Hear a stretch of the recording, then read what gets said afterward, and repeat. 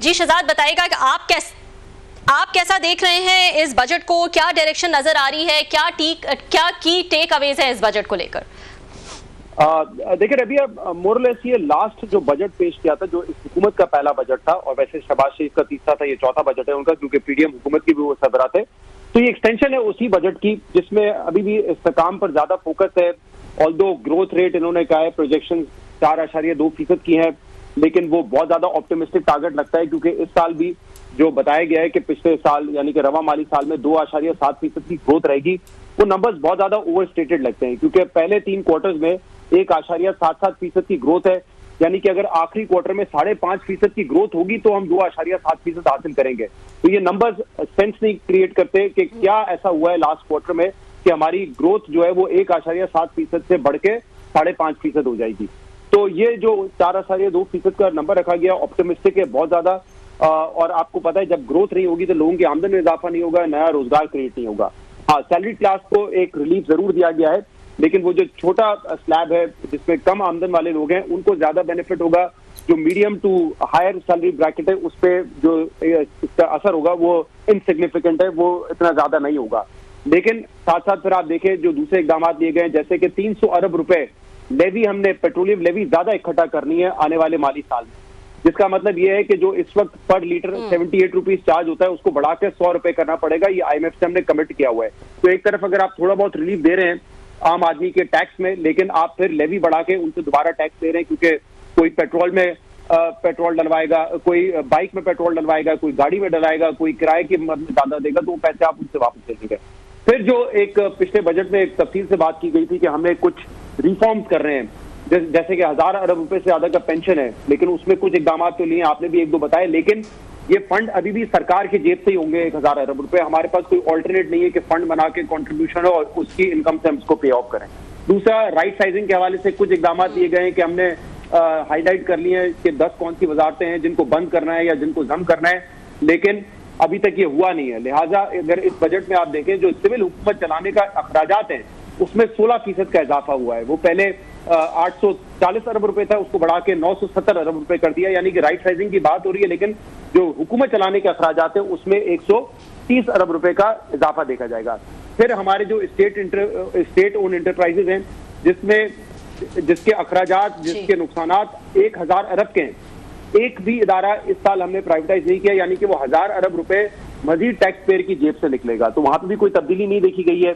National fiscal pact की एक बात हुई थी कि कुछ जो सोशल वेलफेयर के प्रोग्राम है उसकी जिम्मेदारी सूबों पे डाली जाएगी, वो भी कोई हमने उसमें खातिर खा अचीवमेंट नहीं देखी है। एग्रीकल्चर टैक्स के हवाले से सूबे कवानीन बना चुके हैं, लेकिन इस साल एग्रीकल्चर से हम कितना इनकम टैक्स इकट्ठा करेंगे इस हवाले से बजट जो है वो साइलेंट है।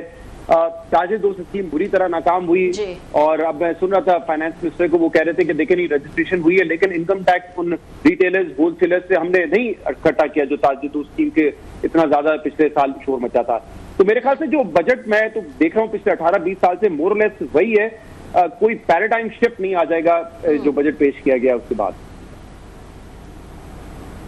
अच्छा, ये टैक्स का क्योंकि आप जिक्र करें, हमेशा ही एक मैं कहूँगी एक बोन ऑफ कंटेंशन है हमारे लिए, और जब हम रीजन से कंपेयर करते हैं तो हमें पता चलता है कि हम उस कितना पीछे हैं। 10-10.5% ऑफ जीडीपी जो है वो यूजुअली नज़र आ रहा होता है। इसके हवाले से कोई बात की गई है? पहले हमने देखा था बहुत जो है वो जज्बाती और जोश में नज़र आ रहे थे कि हम इम्प्लीमेंटेशन करा के रहेंगे, री इन्फोर्समेंट के ज़रिए जो है वो कराएंगे, लेकिन फिर जो जिन पे ऑलरेडी टैक्स था उन्हीं पे जो है ज़्यादा टैक्स लगा के जो है हम अपने टैक्स के टारगेट की तरफ जा रहे होते हैं। तो इस दफ़ा क्या कोई चेंजेस नज़र आएंगी? पिछले साल की क्या कोई टैक्स परफॉर्मेंस पे कोई वजाहत दी, कोई बात हुई, उसके नंबर्स कैसे थे, और अगले साल जो है वो क्या टैक्स टारगेट्स होंगे, और उनको क्या टैक्स बेस को बढ़ाकर अचीव करने के कोई इकदाम बताए गए हैं, या ऑलरेडी जो टैक्स हैं उन्हीं पे टैक्स लगाया जाएगा? देखिए, नए फाइलर्स तो बेशक आए होंगे, लेकिन अगर हम ये कहें कि मुख्तलिफ शोबे जिनको टैक्स नेट में आना चाहिए, यानी कि एक आपको मैं मिसाल दे देता हूँ, सिगरेट बनाने वाली कंपनीज हैं, उसमें कुछ इनफॉर्मल सेक्टर में है, कुछ फॉर्मल सेक्टर में। फॉर्मल सेक्टर वाले टैक्स देते रहेंगे, इनफॉर्मल सेक्टर वाले नहीं देंगे। रियल स्टेट पर कुछ जो एफईडी और विदहोल्डिंग टैक्स लगाए गए थे उनको कम किया गया। रिटेल होलसेल सेक्टर जिसका कंट्रीब्यूशन हमारी जीडीपी में 18 से 20% का है, वहां पे टैक्स इकट्ठा ना होने के बराबर होता है। इसी तरह एग्रीकल्चर सेक्टर की मैंने बात की, वहां पे 1% से कम इनकम टैक्स कलेक्शन है। जबकि जो सैलरी तबका है उसने इस साल 550 अरब रुपए टैक्स देना है, जो कि पिछले साल के मुकाबले में 180 अरब रुपए ज्यादा है। तो जो आपका सवाल है, हमने तो रवा माली साल में देखा है, अभी थोड़ा सा रिलीफ मिला है, लेकिन उन्हीं पे जो है बहुत ज्यादा डाला गया है। तो अगर हमने अगले साल जो 14,131 अरब रुपए का टारगेट अचीव करना है, उसमें कुछ तो आपको महंगाई की वजह से और जीडीपी ग्रोथ की वजह से हासिल हो जाएगा, लेकिन फिर आपने कुछ लोगों पे दोबारा मजीद टैक्सेस बढ़ाए हैं जहां से आप इकट्ठा करने की कोशिश करेंगे। तो कोई बहुत ज्यादा इसमें कोई बड़ी तब्दीली नहीं आई है। अभी आपने मिसाल दी कि हम कहते हैं हमारा 10.5% जीडीपी का टैक्स है, इंडिया की मिसाल दी जाती है 18% है। उसकी वजह यह है रबिया कि इंडिया के जो स्टेट है, हमारे यहाँ सूबे हैं, उनके यहाँ स्टेट है, वो स्टेट कंट्रीब्यूट करते हैं तकरीबन 7% टैक्स में, 7% ऑफ जीडीपी। बाकी 10 से 11% वफाक की सतह पे इकट्ठा होता है। हमारे यहाँ वफाक की सतह पे 10% इकट्ठा होता है और लेस देन 1% हमारे सूबे कंट्रीब्यूट करते हैं। इसलिए जो सर्विसेज टैक्सेस हैं, जो आपके प्रॉपर्टी टैक्स हैं, जो आपका एग्रीकल्चर टैक्स है, ये डोमेन है प्रोविंसेस का। तो जब तक यहाँ से कंट्रीब्यूशन नहीं आएगा, हम अपने आप को कंपेयर नहीं कर सकते कि हम इंडिया की तरह 17-18% टैक्स टू जीडीपी पे कब पहुंचने। ठीक जी, अभी एग्रीकल्चर टैक्स की आप बात कर रहे थे, आईएमएफ भी बात कह रही है, बड़ा दबाव भी है, सूबों ने उन्होंने बिल वगैरह वहाँ पे पास भी किए हैं। एक साइड पे ये हमें जो ग्रोथ इसके सामने है 0.56%, इट्स ए शॉकिंग।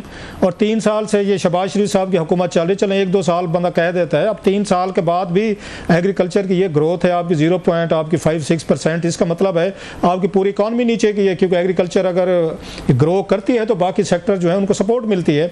तो दूसरी तरफ दबाव है कि जनाब उनसे टैक्स लें, तो जिसमें वो कहते हैं क्या एक है ना मुहावरे में, गंजी नहाएगी क्या नचोड़ेगी क्या वाला हिसाब, कि जो ऑलरेडी जो सेक्टर जो है 0.56% पे ग्रो कर रहे हैं, ऑलमोस्ट नेगेटिव में है, वो क्या कमा के हुकूमत को दे, उसको तो सपोर्ट की ज़रूरत है रादर, ताकि उसको खड़ा किया जाए। और यहाँ पे उल्टा जाएंगे उनसे टैक्स लेने के लिए कि पैसे दें किसान से। तो आपको लगता है कि इस तरीके से ग्रोथ ये मुमकिन है, या किसान के पास ये पैसा है? पहले निगरान हुकूमतों ने इनकी ये गंदम का रेट ख़राब किए, उन्होंने इम्पोर्ट कर ली पिछले साल।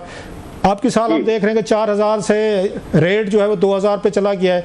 असो जो बिलियंस ऑफ रुपीज़ ये ट्रांसफ़र होने थे आपके शहरों से रूरल इसमें आपकी इकॉनमी में, वो पैसा तो गया नहीं है उसके पास।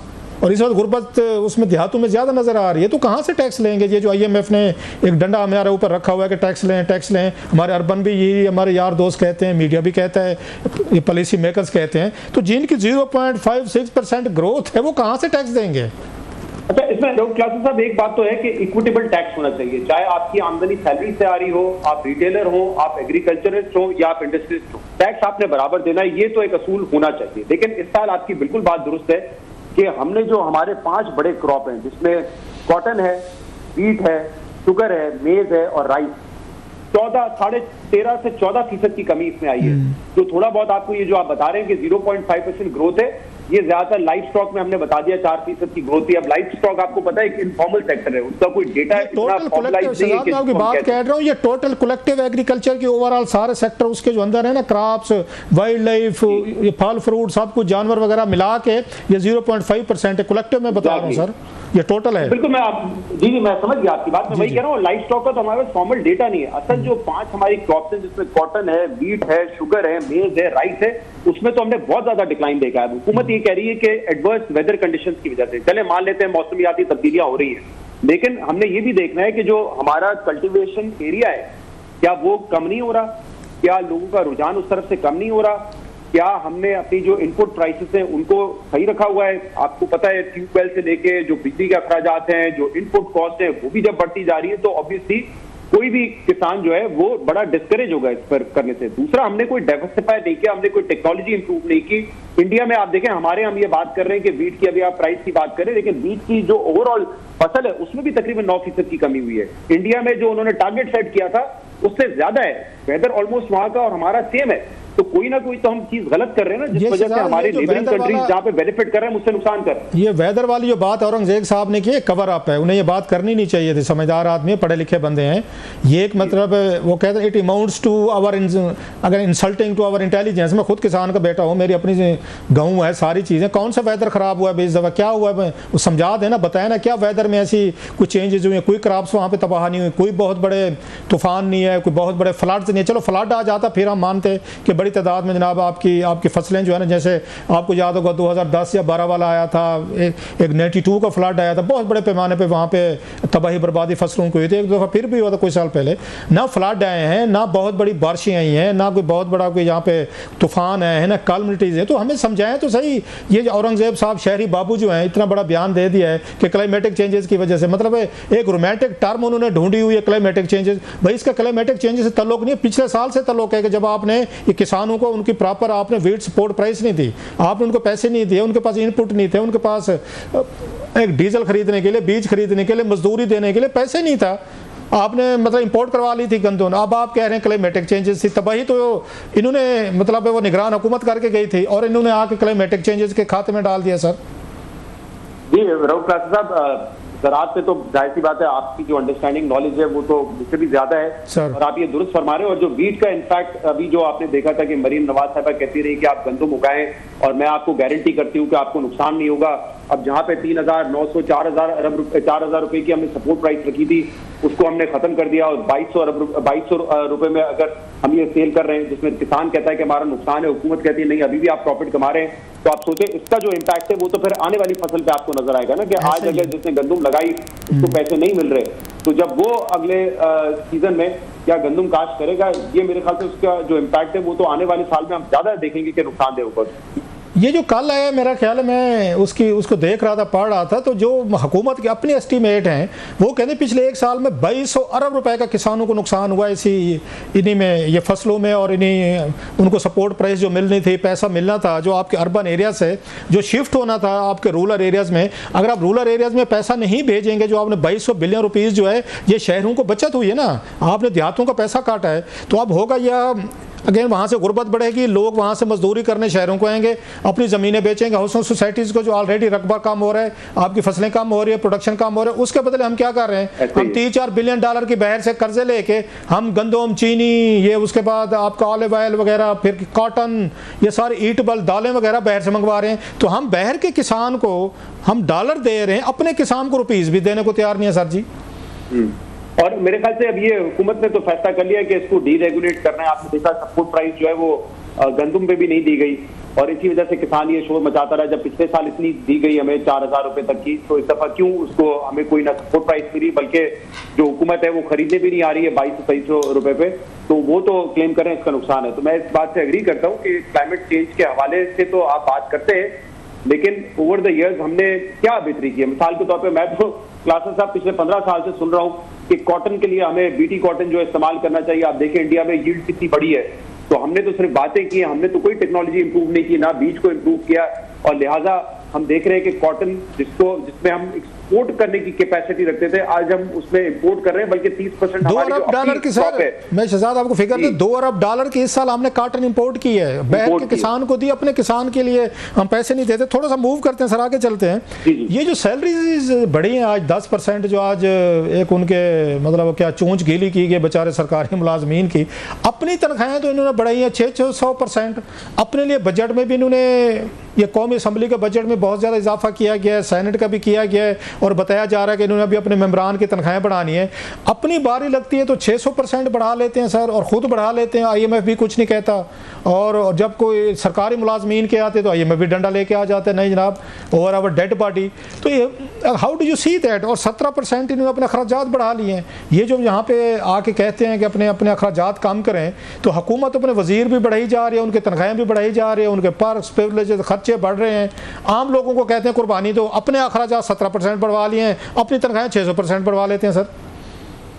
क्लासेस साहब ये बिल्कुल दुरुस्त बात है। राइट साइजिंग की जब हम बात करते हैं तो उसका मकसद सिर्फ ये नहीं होता कि जो वेकेंट पोजीशंस हैं उनको आप खत्म कर देंगे, आप मिनिस्ट्री को खत्म कर देंगे। उसका मकसद तो एंड में यही होना चाहिए कि आप कितने अरब रुपए की सेविंग कर रहे हैं। लेकिन यहाँ पे 130 अरब रुपए हम देख रहे हैं कि मजीद जो है खर्चा बढ़ जाएगा वफाकी सिविल हुकूमत का। जब वफाक का बढ़ता है आपको पता है सूबाई हुकूमतों का भी बढ़ेगा। लेकिन जो ये बात है दूसरा आपने सैलरी के हवाले से की, देखिए इन्फ्लेशन इस साल 6 से 7% रहेगी, सरकारी मुलाजमीन की तनख्वाह में 10% का इजाफा किया, पेंशन में 7%।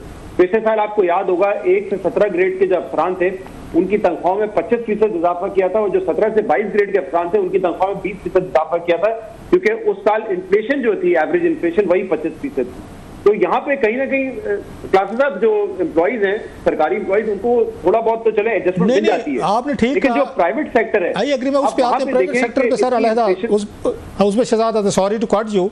तो फिर ये 6% अगर रेशो बढ़ रही है महंगाई की, फेयर इनफ, मान ली बात, आप ठीक कह रहे हैं, तो भाई साहब ये उन पे पार्लियामेंटेरियंस पे, MNS पे, MPs पे, फिर उसके बाद ये वजीरों पे, हुकूमतों पे, और हुकूमत का अपना 17% क्यों बढ़ा दिया इन्होंने, फिर ये भी 6% बढ़ाते, 10% बढ़ाते, अपनी तनख्वाहों के लिए तो 600% पे जाते हैं, आपको मुझे सुनाते हैं कि ना ये देखें क्योंकि ये इन्फ्लेशन 6% है तो हमने 10% बढ़ा दिए। तो ये वाला सारा हिसाब किताब जो है ये अपने ऊपर क्यों नहीं अप्लाई करता पूरा पार्लियामेंट जो है, ये MNAs, MPs, वजीर आजम, बाकी ये जो बिग गन्स हैं सारे सर, वह ओनली ये हुकूमती ये बेचारे मुलाजमीन। अगर सिविल हुकूमत का खर्चा 17% से बढ़ रहा है और सैलरीज में इजाफा 10% हो रहा है, तो ये सवाल तो बिल्कुल उठेगा कि जब इजाफा 10% आप सैलरीज में कर रहे हैं और अखराजात में तो दूसरी चीजें भी आती हैं, तो 17% का अखराजात क्यों हो रहे हैं? तो ऑब्वियसली इसका जवाब यही है जो आप बात कर रहे हैं कि मिनिस्टर्स हो गए या जो आपके MNAs, MPs हैं, वफाक पे तो खैर MNAs ही हैं, उनकी तनख्वाह में जो इजाफा होगा उस वजह से ही आप एक देख रहे हैं कि एबनॉर्मल चेंज है, जो ओवरऑल अखराजात है और जो सैलरीड है उसमें कम है। लेकिन मैं सिर्फ ये कहता हूं कि देखिए हुकूमत की जिम्मेदारी तो ये है ना, जो हमारा कॉन्स्टिट्यूशन जब आप है तो आपका स्टेट के साथ कॉन्ट्रैक्ट तो यही है कि आप सिर्फ जो सरकारी मुलाजिम है उनका ख्याल नहीं करेंगे, तो आपने जो है वो एक आम आदमी को भी देखना है। अब यहाँ तो मसला ये कि जो मिनिमम वेज सेट की जाती है सरकार की तरफ से, प्राइवेट ऑर्गेनाइजेशन तो वो नहीं सेट कर सकते ना कि आपका इंक्रीमेंट कितना होगा, उसको भी इम्पोज नहीं करा सकते हम। सरकारी मुलाजिम को तो फिर भी कुछ ना कुछ एडजस्टमेंट मिल जाती है। प्राइवेट सेक्टर क्योंकि मईशत ग्रो नहीं कर रही, वो नहीं कमा पा रहा, जो मिनिमम वेज है वो आप इम्पोज नहीं करा सक रहे। मेरे ख्याल से ये भी बड़ा अच्छा शहजाद ये बताइएगा, ये जो 4-5 बड़ी मद्दें हैं, आप भी डॉक्यूमेंट्स देखे होंगे, मैंने भी देखे होंगे, रबिया भी देख रही थी, यहाँ पे डिफेंस के लिए 2500 अरब है सर। अच्छा वो साफ ज़ाहिर ज़रूरत है इस वक्त आपको, एक इंडिया के साथ अभी वार लड़ी हमने, फिर सूद के लिए मार्कअप वगैरह जो कर्जों पे दे रहे हैं मोर देन 3000 मेरा ख्याल है वो अरब हैं आपके। 8000 जी सर, 8000 सूद के 8000 अरब रुपए। आई एम सॉरी, फिर मैंने गलत सुना है, फिर ये thank you very much for correction. Last ईयरों में तो ये 3200 अरब थे, तो डबल ट्रिपल हो गया। So we have been borrowing more, इसका मतलब that's shocking and thank you very much for ये करेक्शन सर। इसके बाद 1000 अरब जो है सर ये है आपकी पेंशन है सर, तो वो फिर वही मैं दोबारा दोहराऊंगा कि अगर इसमें 10-12 हज़ार अरब इधर ही चला गया है तो पीछे वही गंजी वाला हिसाब है, न है नचोड़े वाला, तो कहाँ से फिर बाकी? तो अभी तो फेडरल हुकूमत भी नहीं है, PSDP भी नहीं है, तनख्वाहें भी नहीं है, बाकी आवाम भी नहीं है, अलाउंसेस भी नहीं है, एनुअल डेवलपमेंट फंड, फिर सूबों को NFC वगैरह देना है, 10-12 हज़ार अरब तो इधर चला गया सर। अच्छा क्लासेस साहब, इसमें अगर मैं सिर्फ आपको ये नंबर बताऊं कि वफाकी हुकूमत जब सूबों को अपने शेयर दे देगी तो हुकूमत के पास बचेंगे 11,000 अरब रुपए। अच्छा, उसमें से 8,200 अरब रुपए तो सीधा सीधा इंटरेस्ट पेमेंट में चले जाएंगे, यानी कि हुकूमत के पास बचेंगे मुश्किल 2800 अरब रुपए, 3000 से 2800 अरब रुपए बचेंगे। उसमें उससे अपने बाकी अखराजात करने हैं और ऑब्वियसली वो पूरे हो नहीं सकते, इसलिए अगले साल की जो बोरिंग है वो मजीद 6,500 अरब रुपए की होगी। और उसी 3,000 बजट में डिफेंस भी आएगा, 3,000 में डिफेंस भी आएगा, पेंशन मिला के तकरीबन हो जाएगा, वरना जो डिफेंस बजट रखा गया है वो 2,550 अरब है। अगर मैं आपको याद दिलाऊं 2021 में जो PTI का आखिरी बजट था उस वक्त डिफेंस बजट था 1,300 अरब रुपए और अब तकरीबन हो गया 2,600 अरब रुपए, तो ये डबल हो गया 4 बजट में जो शहबाज शरीफ साहब ने पेश किए हैं। लेकिन इसको एब्सोल्यूट नंबर में देखना मेरे ख्याल से गलत होगा कि ये 1,300 अरब रुपए से 2,600 अरब रुपए हो गए। अगर ये टोटल अखराजात की परसेंटेज में आप देखेंगे तो इमरान खान के टाइम पे ये 15-16% होता था और आज भी तकरीबन ये 15% के हिसाब से ही है। तो डॉलर टर्म्स में अगर आप देखेंगे ये डॉलर का जो रेट बढ़ा था साहब 2019-20 के बाद, जो डॉलर का रेट 110 से 125 से ऊपर गया, मेरा ख्याल है 2018 में इतना था डॉलर का रेट को 110 या 120 के करीब, तो जब डॉलर इस वक्त 280-85 पे है, तो मेरा ख्याल है इसी रेट से उन्होंने पूरी की पूरी उन्होंने कैलकुलेशन की होगी तमाम ओवरऑल डिपार्टमेंट। डॉलर में तो क्लासेस साहब डॉलर टर्म्स में अगर हम देखेंगे तो ये बजट 2021 के मुकाबले में और कम हो गया है। तो शायद $10.5 बिलियन बनता था, आज अगर आपने जितना रखा है वो तकरीबन 9 या $9.5 बिलियन के आसपास बनेगा। तो डॉलर टर्म्स में तो उल्टा नीचे गया है। एब्सोल्यूट नंबर्स में आप देखेंगे तो आपको लगेगा कि 4 साल में आपका जो डिफेंस बजट है वो डबल हो गया। लेकिन मैंने जैसे कहा जो तरीका देखने का वो परसेंटेज ऑफ टोटल एक्सपेंडिचर है उसमें वो तकरीबन 15 से 16% के आसपास ही है। अच्छा लास्टली पेंशन क्या जी लास्टली बताइएगा सर कि सोलर पे आए जरा, ये मतलब हम ये तवक्को किए बैठे थे कि लोगों को सस्ती बिजली मिल रही है, लोगों की थोड़ी ज़िंदगी आसान हो रही है, लोगों की मतलब थोड़ा सुकून का उन्होंने सांस लिया है, इन्होंने 15 से 18% कि 18 मेरा ख्याल % के करीब इन्होंने टैक्स लगा दिया है। How do you see that कि हर वो चीज़ जो आवाम को सहूलत दे सकती है ये उस पर टैक्स लगा देते हैं। वो बड़ी इंपॉर्टेंट बात है इसमें क्लासा साहब। एक तो आप ये बात जो कर रहे हैं कि अगर सस्ती बिजली मिल रही है लोगों को वो सोलर लगाकर, और आपको पता है कि जो अफोर्ड नहीं कर सकते वो तो 1 या 2 प्लेट लगाकर भी अपना काम चलाने की कोशिश करते हैं कि कुछ बिजली वहां से उनको मिल जाए। 18% टैक्स लगा दिया। दूसरा मुझे आप ये बताएं कि क्या पाकिस्तान में सोलर प्लेटें बन रही, क्योंकि मैंने तो ये देखा है कि जितने लोग सोलर लगा रहे हैं वो तो सारी इंपोर्टेड है। तो आप इंपोर्ट तो डिस्करेज करेंगे, लेकिन क्या आपके पास इतनी बड़ी प्रोडक्शन है सोलर प्लेट की कि पाकिस्तान में वो बनती रहेंगी? तो मेरे लिए तो ये भी बड़ा अहम सवाल है। दूसरी बात ये कि आपने एक चीज देखा कि हम कोशिश करते हैं ना, कोशिश की होनी चाहिए कि एक आम आदमी जो है जो बाइक चलाता है वो गाड़ी में सफर करे, जो गाड़ी चलाता है वो बड़ी गाड़ी ले।